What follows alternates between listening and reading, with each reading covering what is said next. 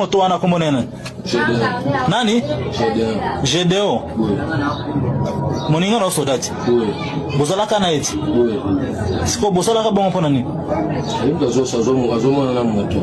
ye mtu azwa mwana wana moto siko moto wana eza 7 12 c'est qu'ils ont amené. Alors ils ont amené le mortier 82 et tout. Ça est là. Ils ont amené le machine gun. Ils ont amené beaucoup d'armes. Ça, c'est l'échantillon. D'autres arrivent encore. Et ils ont amené un RPG, ça est là, et le SMG. Ils ont amené les arsenal. Ça, c'est l'échantillon. C'est ce qu'ils ont amené. Donc, ils sont ravitaillés par les... Amahoro y'Imana abane namwe bakunzi ba B-Info News bakunzi ba Kodi Empire muhundire ndabaramutse ndabahe nikaze muri kino kiganiro cyacu kuno munsi werekerezo rya 20 ukwezi n'ukwa gatanu no mwaka turi muri kino kiganiro ndibaza mwabunye amasanamu yatangu gutambukaho byerekanye neza yuko abasikire ba M23 bakomeza gufatwa uko bukeye nuko bwije hariya mu migwano y'ikirabera mu bice bigiye bitandukanye haba muri Nord Kivu ndetse no muri Sud Kivu ndabakombuje nuwo mwari muheruka kero bitwa kwikiri ndaganda babwire neza yuko uwo munsi ariwe inyeshamba z'u Rwanda ziheruka kuvuga yuko zigaruriye ibigwanisho bitari bike bya coalition ya FARDC ibyari byabaye nuko ari bamwe mu bakabiliste bari bagerageje gutanga ibyo bigwanisho nkuko mwabibonye kuri yo saramu natanguye ndabashiriyamo ikaze muri kino kiganiro ndagusabe ukirabu kimana ikiganiro vuga yuko kiryoshe cyane kuri coalition y'abakunzi b'amahoro coalition ya FARDC ingabo z'ubundi na wazano niyo mpamvu ndagusaba uno munsi ugiye utamaze kino kiganiro cyose no kuvuga yuko uzobuhombye cyane ko ndabafitiye amakuru menshi kandi adasanzwe kuri no mugoro basinzi ko mubona neza yuko masaha 3 abaye ikiganiro twego turayakusanya kugira ngo muze kuronka amakuru menshi kandi yizewe akubiye hamwe muri kino kiganiro turaza kuyaga kujanye n'amakamyo yabonekanye mu masaha gatondo ariko arasomba ibiziga canke imirambo y'abasikari b'igihugu cy'u Rwanda basize ubuzima mu migwano yabaye hariya ku munsi wejo hariya muri Kavumu centre. Ibi turaje tubabwire ndetse tubabwire nuko vyagenze abaduhaye amakuru ndetse n'ingene ama operation ku munsi wejo yagiye birangira ahitanye ishamba z'igihugu cy'u Rwanda zitari zike nkuko izino nkuru twamaze kuba tuziganye canke twamaze kuba tubitangarizwa muri kino kiganiro kandi ndaje ndababwire yuko mu Minembwe neza na neza aho bitwa muri Mikenke inyeshamba z'u Rwanda zagavye igitero kuri hopitale ya Itombwe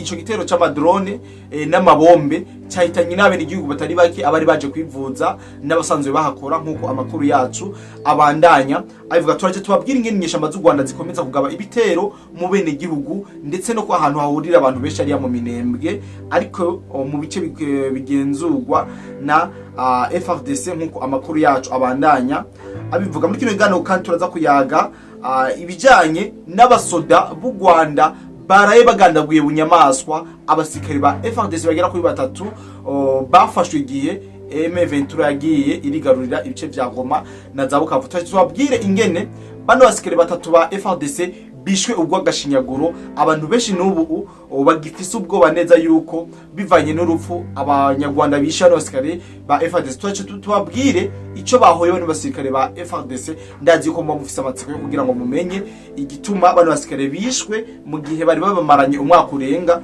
batarabica idonido riri muri ano makuru twabategure ndetse turaza kubabwira amazina yabo bishe n'uwabishe ivyo byose twamaze kuba tubitoza ni makuru zo kubabwirira no kubijanye n'imodoka za pafu bivuga neza yuko zoba zizanira avitaye mushanke zizanira ibifungwa ndetse n'ibigwanisho inyeshamba z'igihugu cy'u Rwanda ziri hariya mu Minembwe mwibuke neza yuko FARDC canke ingabo z'u Burundi zarekuye ijya pamu izanye ivyo bise imiti canke ivyo bise ivyo gufashisha abene igihugu bagashika mu Minembwe neza na neza muravyibuka ariko hari amakuru avuga neza yuko zijya modoka ziba zipakiye ibigwanisho ndetse n'ibifungurwa bizaniwe zino nyeshamba z'igihugu cy'u Rwanda nkuko amakuru yacu abandanya abivuga muri kino kiganiro kandi tubaza kubabwira ibijanye no muri Mwenga aho muhari w'inyeshamba z'u Rwanda wagavye igitero aho bitwa Runtukutu aho bitwa muri Runtukuru ariho M23 ashobora kugaba ibitero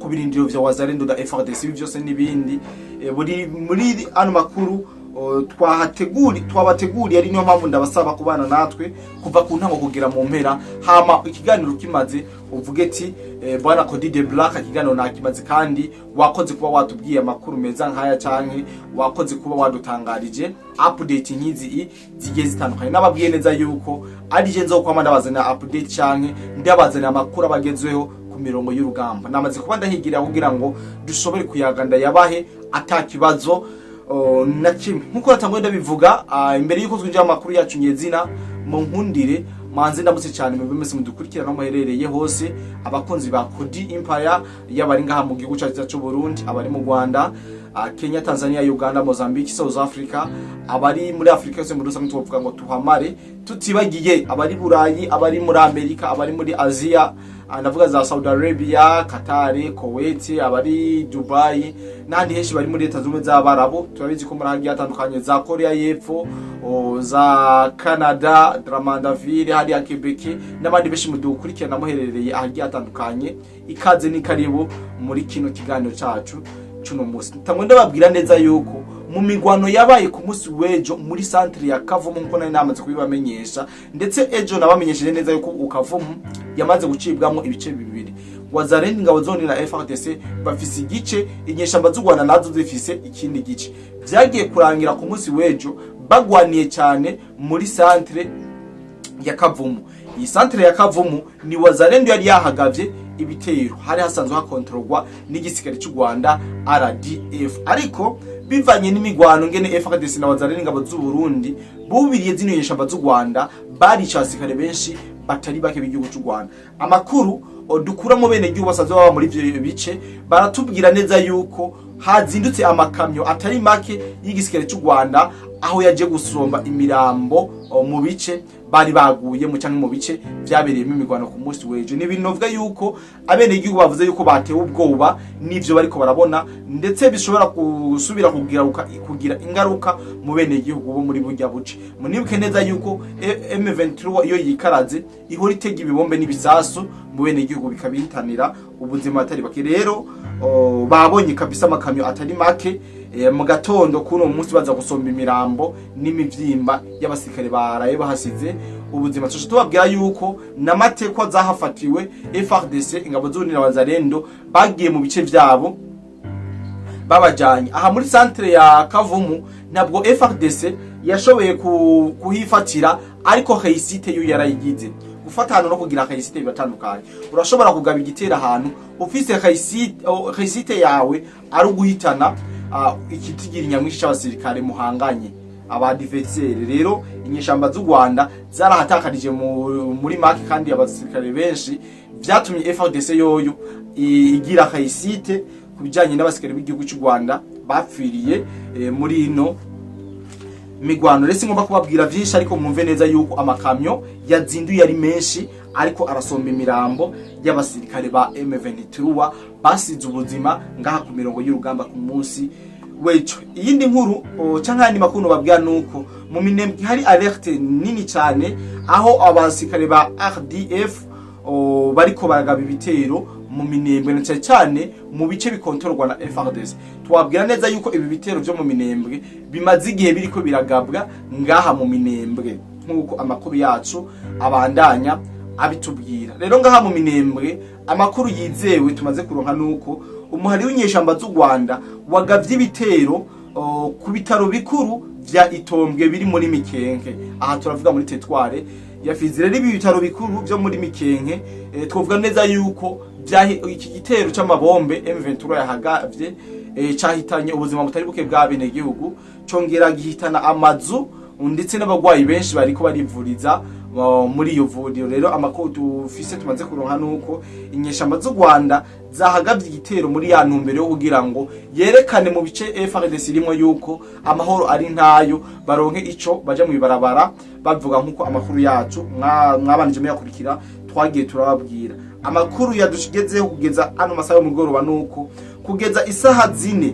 z'agatondo nuko drone z'u Rwanda zari zikiri mu kirere ziriko zirazunguruka, biboneka neza ko zaba zifite indi destination yaho zigiye konona umutekano nkuko tubandanya tubabwira. Sijya mbere sijya kabiri amadrone y'igihugu cy'u Rwanda aje ngaha muri Minembwe karasa tubabwira neza yuko ku munsi w'ejo haraheze iminsi hariko harakorwa amadrone y'igihugu cy'u Rwanda. Bitwagiye turababwira amadrone atari make y'igihugu cy'u Rwanda yaragiye arakorogwa. Rero ko gukorogwa kwayo kwatumye ishamba zongera izindi nguvu mu bitero, aho bivuga ati homba homboka turonka amadrone FARDC shaka yarase mugabo twamaze kugerayo. Ibi rero bivuga yuko ariyo ariko biko biragenda M23 ariko irigwanaho na RDF mu guhitana ubuzima bw'abanyamurenge batari bake. Iyo nkuru ntugomba kwiteba ko tukaba turayihejeje.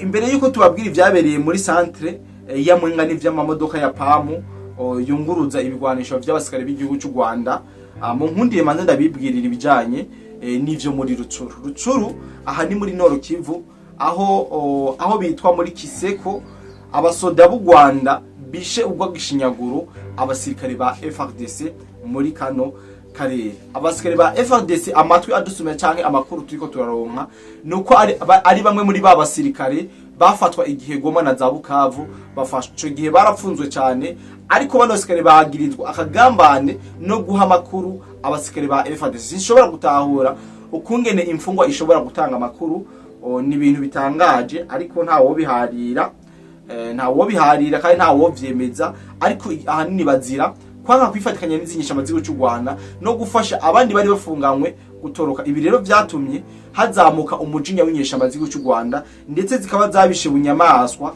zibatunagura zibatobagura n'amasasu menshi, abandi babagisha amabugita nkuko amakuru yacu abandanya abivuga. Rero abasikari ba FARDC novuga yuko bapfiriye ibanga, baseguhemuka, baravuga ati hako twifadikanya n'inyesha amazigo cy'u Rwanda twarahiriye kugwanira iyo kugira kukuka kanyuma ni muduhitanira ubuzima bwacu nta kibazo. Rero abasikare b'igihugu cy'u Rwanda bashoboye guca bicwa atakisubiyemo nkuko amakuru y'ubutasi ava muri bo atubwira. Rero abasikare b'igihugu cy'u Rwanda bashoboye kwicwa abasikare bagera kuri 3 nkuko twabibabwiye.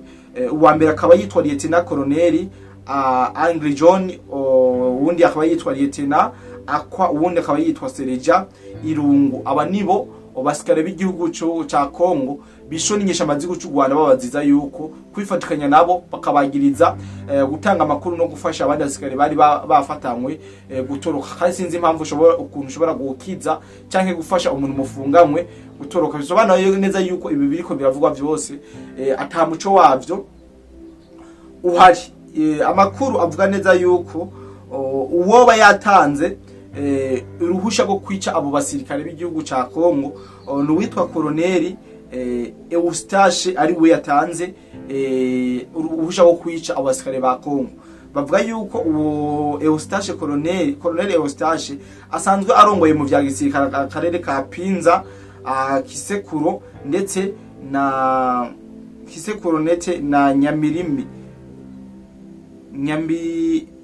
Nyamirima, akaba ari waro abarongoye mu bijanye na gisirikare ubu buce butatu.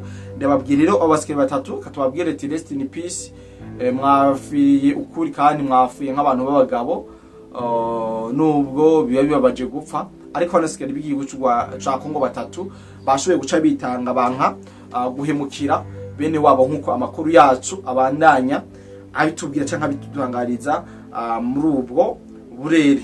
Ayandi makuru avuga yuko imodoka za PAMU bavuga ko arizo zisigaye zizana ibigwanisho n'ibifungurwa by'inyeshamba z'igihugu cy'u Rwanda. Mwibuke neza yuko hariho amakuru mu misi yeze mwabonye agiye asakara, aho ayo mashirahamwe yigenga canke aya ma ONG yaserutse ku banyamurenge bagorewe mu bice vya Murenge hariya. Muzi neza yuko intambara zari zahibasiye bakabarika, ariko bibanje kugorana. Ariko uno munsi tuvugana Wazalendo yamaze kuba yerekana impungenge ifise kubijanye n'aya mashirahamwe canke n'iyi PAMU iguma iza ngaha. Bivugwa neza yuko iyi PAMU yoba izaniye ibigwanisho ndetse n'ibifungurwa inyeshamba z'igihugu cy'u Rwanda zugaraniwe hariya mu Minembwe nkuko amakuru yacu abandanya abitubwira. Rero mwumve neza yuko Wazalendo yamaze gutanga impungenge, ndetse ikasaba FARDC n'abandi bafatikanya yuko boza baritondera no kugira ngo bashobore gusopa bimwe bikomeye ibiba bizanywe muri ayo mamodoka. Nta wamenya rero yuko ayo mamodoka bayazana batabanje kuraba ibirimo, I don't know, ariko ndibaza neza yuko barinze batanga impungenge nuko baba babonyemwo ikintu kidasanzwe gishobora no guhungabanya umutekano muri ubwo burere basanzwe mbari muri kino kiganiro. Tukiri ngaha muri Sud Kivu, mu nkunde twisimbire cyane ngaha muri teritwari ya Mwenga, muri centre Runtukuru, aho umuhari w'inyeshamba z'u Rwanda wahagaze ibitero. Iyi Runtukuru nubabwira neza ko haciye imisi 3 FARDC ingabo z'ubundi na wazalendo bahakubitiye inyeshamba z'u Rwanda zigata zikomoka. Iyi ngaha muri centre Runtukuru. Runtukuru onagace kari strategique, nagace karimo ibintu byinshi, ari uruhombo rukomeye cyane kubona inyeshamba z'u Rwanda zitakigafise, ari nayo mpamvu mubona neza yuko bagifise icifuzo cyane ikizere cyuko bashobora kuhagarura umwanya n'umwanya. Rero amakuru dufise kuri uno munsi nuko mu gatondo kuno munsi inyeshamba z'u Rwanda zagerageje kugaba ibitero ngaha muri centre Runtukuru, ariko ntabwo byaboroheye kuko n'abahagavye ibitero bamwe ntibasubiye inyuma. Ubu babanze kuba matekwa nkuko mwacyangwa mubibona ku masanamu twatanguye tubashiriramo. Rero aba babaye matekwa batari bake, aho bariko baravuga yuko bariko baragerageza gufata ico gisagara ca Runtukuru baheruka gutakaza. Mu makuru turiko turamwavuga ati yuko bari baje ari benshi kandi bari baje biteguye bafise n'ibigwanisho bikomeye cyane binarasa kure, ariko imbere yuko bashika aho bari baje kugaba ibitero ngaha muri Runtukuru baguye mu gatego, baguye muri ambush. Inyeshamba z'u Rwanda zije muri centre Runtukuru ntiziriwe ziranagerayo, nkuko niko ndabibabwira, zahise zitsitara muri ambuscade, maze igitigiri nyamwinshi, igitigiri kitari gito cy'abasirikare b'u Rwanda barahasiga ubuzima, nkuko amakuru yizewe kandi y'ukuri ariko arava ku mirongo y'urugamba. Rero M23 yabaye nka wa mwana iyo mama wiwe atashe avuye ku kazi aca yiruka kumuyambira. Rero babaye nkujya mwana yirutse kuyambira mama wiwe, acagwa atarashikira mama we. Ndibaza muhora mubona abana iyo bavyeyi babavuye ku buzi shancene burya bwana bugitambuka bukiri buto buza buriruka cyane, yiruka buje kuyambira abavyeyi babo. Rero M23 wabivanye n'ibigwanisho yari ifise n'imbaraga yarizananye, byavuga kabisa yaboneka yuko ifise apeti yo kuza kugaba ibitero ngaha muri Runtukuru, ariko ntivyayoroheye. Yabaye nka wa mwana agenda kuyambira nyina agaca tsitara puf no hasi. Inyeshamba z'u Rwanda zaguye mu gateko cyane muri ambuscade, zituma ataco bashika ko ngaha ku mirongo y'urugamba. Rero abatari bake nkuko amakuru yacu bivuga bahasize ubuzima ataragera ku cari kibazanye, basoboye kuhapfira, abandi nabo barashwiragira bariruka mu mashamba. Iyi nkuru ndibaza neza yuko atabindi norinda kurenza ko, ariko mumenye yuko ukuri inyeshamba z'u Rwanda zahatakaje kandi mu buryo bukomeye cyane. Muri kino kiganiro ndazi neza yuko mwatanguye mubona amavideo ndabashiriramo y'abafati ku mirongo y'urugamba. Mu nkundire icyo ndabashishirizamo akarere siko sinatanguje yari gato kugira ngo mugakurikirane, murabe ivyo yabajijwe n'ivyo yashoboye kwishura bana basikare b'u Rwanda bakomeza gufatirwa amatiko. Iyo nzanye amavideo nkaya nuko haba hari ayandi mavideo menshi kandi nagombye gushikayo, ahubwo ndatora muhavuga ati reka ndabacishirijemwo aka. Rero jewe ntwa Kodi the Black, making sure ko amaze gukora subscribe kuri BM4 News cyangwa Kodi Empire. Umaze kubimakinga sure ko amaze kubikora cyo ndakuri like, maze ufite ndakuri like byekana ko wakunze ikiganiro cyacu. Ndashaka ama like menshi cyane angana n'amavision z'ikino kiganiro gifise. Birabaje cyane ikiganiro kurabwa n'abantu 5,000 ugasanga nta bantu bagikunze 500. Birababaje. Uno munsi yabakira bona 5,000, ndakeneye 1,000 cy'abantu bakunze kino kiganiro. Nurenganere udakunze kino kiganiro uze muri commentaire tuyagiro, ushire umutima, ushireyo idrapo, ushireyo amashugwe. Ibyo byose biranyeka neza ko ntatamba nirorera kandi mu ngoma inyuma, kandi mukomeza kunshigikira mu buryo ubu canke ubundi. Rero oke ndabashiriyemo kugira ngo mukurikirane ingena sikere b'u Rwanda gomeza gufatirwa mu mirongo y'urugamba. Bye bye.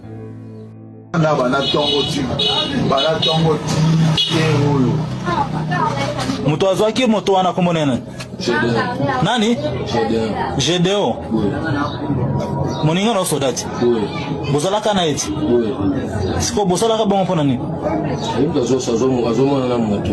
Ye mtu azwa mwana wana moto. Siko moto wana eza. Moto wana eza. Moto jeda mutoteka na kingasani. Ah? Jeda mutoteka moto na kingasani. Ateka ngona kingasani? Boy. Ateka ngwe pa nani? Isa mwa mungu bazala ila sona nga. Ateka ngwe pa nani? Ateka ngwe sama samo bwana. Master wana oyebi Ba domunela mala moko. Omone kamba moko. Oui. Mais je dois ça. Jeda na pekim. Azana pekim. Oui. Ausara nini? Bakangaye. Bakangaye. Oui. Siko yo bakangaye te pona nini? Explique. Yo bakangaye te pona nini?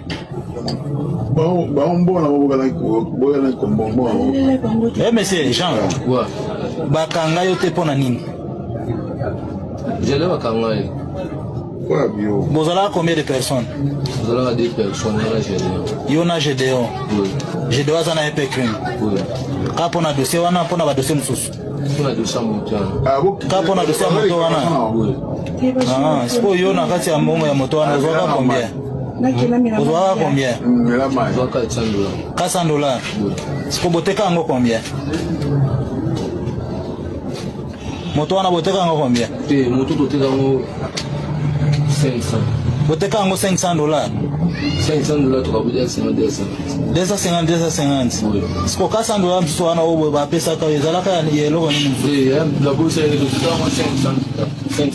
tukabuja 250. Maintenant siko lobby tango yo ozo ya na nzela boy. Bambongo banaki okabula na baninga no nzela. Ezalaka mbongo ya nini? Ngo ba mbongo na nzela. Ah, baninga no moko bokutana kina bango na nzela boy tango ozo bima kona na ozo ya boy. Uteni. Kana nzela boy ya kuta na katin kuna boy okabula bali. Ah? Ufuta yo wanaki ufuta moto. Ah. Yo fanda kwa wapi? Bana ba. Na Barumbu. Barumbu place ni. Ah? Lelo Itaga. Mais place to kangela ki lobby ezalaki place ni. Malota mkumobu tunaangalia kusema na Facebook na kusema na YouTube na Moto wana. Mais GDO. Eza bon, GDO. Bakangaye depuis quand on a pécrin. Mena tangu bomema moto ya mwana wana tangu bobotola moto wana bokenda nango boyo kama wate pona mwana wana kosufre ba okanga okende prison po abungisi moto ya bato bino bozo yango bokeko teka ngo $500 bomone yango za kitoko moto ya sika bokeko teka ngo $500 pona nini?